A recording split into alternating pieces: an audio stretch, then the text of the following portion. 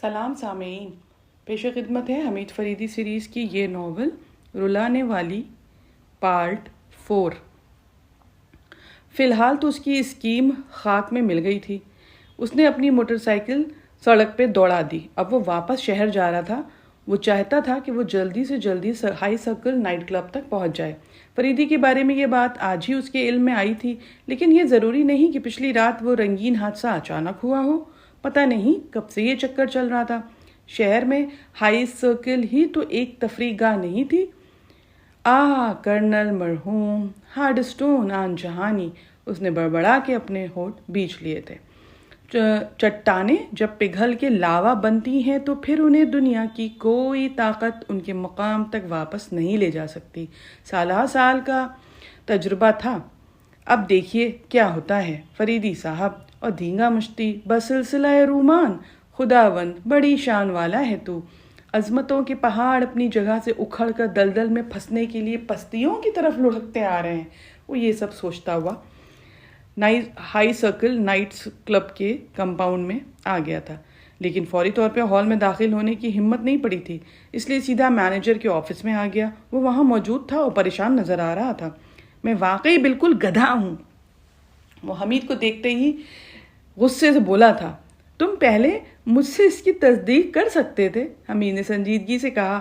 نہیں، مجھ جیسے احمق کو زندہ نہ رہنا چاہیے تھا۔ ارے بھائی بتاؤ کس طرح مرنا پسند کرو گے؟ میں مذاق کے موڈ میں نہیں ہوں، سنجیدگی سے ماروں گا، تم مطمئن رہو۔ میں اپنا سر دیوار سے ٹکرا دوں گا، سمجھے؟ وہ روحان سی آواز میں چیخا تھا، بقول شاعر۔ مینیجر غصے میں کچھ بول ہی نہ پایا، ایک طرف گردن ڈالے فرش کو گھورتا رہا۔ آخر کچھ معلوم بھی تو ہو، حمید نے تھوڑی دیر بعد کہا۔ ارے صاحب یہ سب میری عقل کا فطور ہے، کسی کو الزام میں نہیں دیتا، مینیجر نے جھلائے ہوئے لہجے میں کہا۔ ارے مجھے تم سے ہمدردی ہے، ارے میری بیوی تو قہر خداوندی ہے جو مجھ پہ نازل ہوا ہے۔ صرف تمہاری ہی نہیں، ہر آدمی ہفتے میں کم از کم ایک بار یہ ضرور سوچتا ہے میری بیوی سچ مچ عذاب الہی ہے، آپ سے کیا پردہ۔ خیر تسلیم کر لیا، بات کیا ہے بتاؤ؟ وہ کرنل صاحب والی بات میری زبان سے نکل گئی تھی، اور نکلتی کیوں نہ، آپ کے چلے جانے کے بعد میرا گلا جو دبایا تھا اس نے۔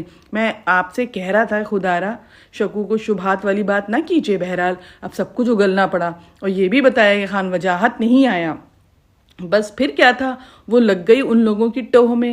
ابھی کچھ دیر پہلے جب کرنل اور وہ لڑکی ایک ساتھ باہر جا رہے تھے، میرے پاس آئی اور کہنے لگی کہ میں ان لوگوں کا تعاقب کروں گی، کیونکہ وہ اجنبی بھی ان کے ساتھ ہی اٹھ گئے تھے جو کرنل کو چاروں طرف سے گھیرے ہوئے تھے۔ میں نے منع کیا، لیکن کون سنتا ہے۔ بھلا محترمہ تعاقب کر کے کریں گی کیا؟ حمید نے تشویش والے لہجے میں بولا۔ جی ہاں، اب آپ خود سوچئے بھلا، کچھ اندازہ ہے وہ لوگ کدھر گئے ہوں گے؟ اندازہ؟ کمال کرتے ہیں جناب آپ بھی۔ ارے یہاں اس کمرے میں بیٹھ کے مجھے کیا اندازہ ہوگا؟ اچھا میں سمجھا، غالباً محترمہ دھمکیاں بھی دے کے گئی ہیں، خدا سمجھے، مینیجر نے کہا۔ دفتر فون کی گھنٹی بجی اور مینیجر نے ریسیور اٹھایا۔ کال ریسیو کرتے اس کا منہ کچھ اور بگڑ گیا تھا، وہ صرف ہوں کرتا جا رہا تھا۔ واپس تشریف لا رہی ہیں محترمہ؟ سنسان سڑک پہ تعاقب کرنے کی ہمت نہیں پڑی، فرما رہی تھیں کہ اگر کیپٹن حمید کی کال آئے تو انہیں اطلاع دے دی جائے۔ کیسی اطلاع؟ یہی کہ لڑکی اپنی گاڑی میں ہے، اس کے پیچھے کرنل صاحب اپنی گاڑی میں ہیں، اور ان کی گاڑی کے پیچھے ایک اسٹیشن ویگن ہے جس میں 6 آدمی ہیں جو یہاں سے ان کے پیچھے لگ کر گئے تھے۔ بہت بہت شکریہ، امید دروازے سے جھپٹا۔ ارے سنیے تو مطلب یہ ہے، لیکن اب امید کو کچھ نہیں سننا تھا۔ اس کی موٹر سائیکل اب پھر نیاگرا کی طرف جا رہی تھی۔ میاں عشق کرنا ہی تھا تو اپنے اس خادم قدیم سے مشورہ بھی لے لیا ہوتا، اس نے سوچا۔ اب یہ کچھ اس قسم کا عشق تو ہے نہیں کہ بے خطر کود پڑا آتش نمرود میں عشق۔ ارے کبھی نہ کبھی ایسی چوٹ کھانی پڑتی ہے، تو پھر کیوں نہ ہر وقت اور ہر زمانے میں عشق کرنے کے لیے تیار رہا جائے۔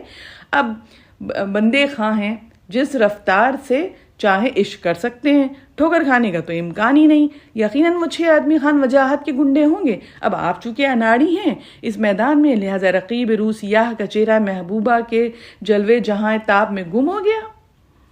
آندھی اور طوفان کی طرح موٹر سائیکل راستے طے کر رہی تھی، لیکن اسے ابھی تک وہ گاڑیاں نظر نہیں آئی تھیں۔ پھر وہ نیاگرا تک جا پہنچا۔ پارکنگ شیڈ میں فریدی کی لنکن کھڑی تھی۔ حمید نے طویل سانس لی اور سوچا، چلو بھائی یہاں تو خیریت سے پہنچ گئے۔ بائیں بازو کے نیچے بغلی ہولسٹر کو تھپکی دیتا وہ ڈائننگ ہال میں داخل ہو گیا تھا. یہاں ان میں سے کوئی بھی نہیں تھا. یقیناً ریکریشن ہال میں ہوں گے. یہاں اس نے کلرک سے کہا تھا کہ وہ صفورہ کے کمرے سے فون کنیکٹ کرے. صفورہ جا رہی تھی. پہلے وہ سمجھ نہ سکی کہ کال کرنے والا کون ہے, لیکن جب حمید نے وضاحت کی تو چہکنے لگی تھی. تم تو چلے گئے تھے. ہاں, لیکن دیر تک ٹھہر نہیں رہا. کیا تم نیچے آؤ گی؟ آ جاؤں. یقیناً میں ڈائننگ ہال میں تمہارا منتظر ہوں, پھر ہم بال روم میں چڑھیں گے. اوکے. کتنی میٹھی آواز تھی, حمید نے سوچا. وہ ایک میز کے قریب آ کے اس کا انتظار کر رہا تھا. صفورہ نے ڈائننگ ہال تک پہنچنے میں دیر نہیں لگائی تھی. ساری نظریں اسی کی طرف اٹھ گئیں. سفید بلاؤز اور نارنجی اسکرٹ میں بہت نمایاں تھی. تم شہر جا کے واپس آ گئے؟ تمہاری آواز راستے بھر کانوں میں گونجتی رہی تھی. اوہو, تو کیا تم یہ کہنا چاہتے ہو کہ میری آواز کا جادو تم پر چل گیا ہے؟ اس کی آنکھیں چمکنے لگیں. حمید نے اپنے سر کو جنبش دی تھی. اس وقت اس کا ذہن فریدی میں الجھا ہوا تھا. تم کیا سوچ رہے ہو؟ اوہو, تم تو میری طرف دیکھ بھی نہیں رہے ہو, پھر کیوں واپس آئے ہو؟ اپنی ذہن میں ہی میری آواز سوچتے رہتے. اوہو بھائی, تم غلط سمجھی ہو. چلو چلتے ہیں ریکریشن ہال میں. اس بے حد دلچسپ داستان کو یہاں ختم کرتے ہوئے آپ سے یہ پرومس کرتے ہیں کہ ایک دن بعد پھر سے اس ناول کا اگلا باب اپلوڈ ہو جائے گا.